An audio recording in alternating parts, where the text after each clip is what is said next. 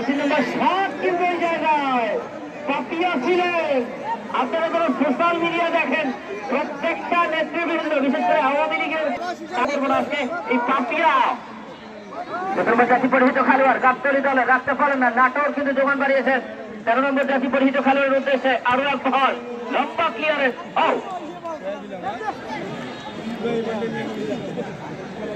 কিন্তু মুহূর্তে আবারও জানিয়ে দিচ্ছি আপনাদের চেয়ারম্যান মহোদয় যেমনটা বলেছেন, আজকে যেমনটা আপনারা মেয়েদের ফুটবল ম্যাচ দেখছেন, এই ম্যাচ শেষেই কিন্তু থাকছে মনোজ্ঞ সাংস্কৃতিক অনুষ্ঠান।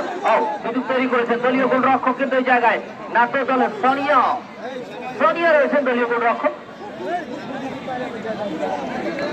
প্রচুর দর্শক আবার বৃদ্ধ দাঁড়িয়া প্রত্যেকটা মানুষের প্রিয় খেলা ফুটবল, আর এই ফুটবলের প্রতি ভালোবাসার বহিঃপ্রকাশটা তারা কিন্তু ঘটাচ্ছেন। ক্যাপ্টেন গাবতলী দলের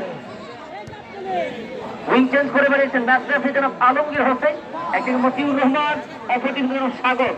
লম্বা ক্লিয়ারেন্স জার্সি নাম্বার 2, সেখান থেকে অবশ্যই 13 নম্বর জার্সি পরিহিত খেলোয়াড় জার্সি নাম্বার 13 নাটোর দলের বাম দিকে বাড়িয়েছেন। সেক্ষেত্রে আবারও পুরো মাঠটা কিন্তু ড্রোন ক্যামেরা এবং সিসি ক্যামেরার মধ্যে দিয়ে ক্যাপচার করা হচ্ছে। আমরা যে যে জায়গা থেকে সুশৃঙ্খলতার সহিত ম্যাচটা উপভোগ করব। ম্যাচ রেফারি জনাব আলমগীর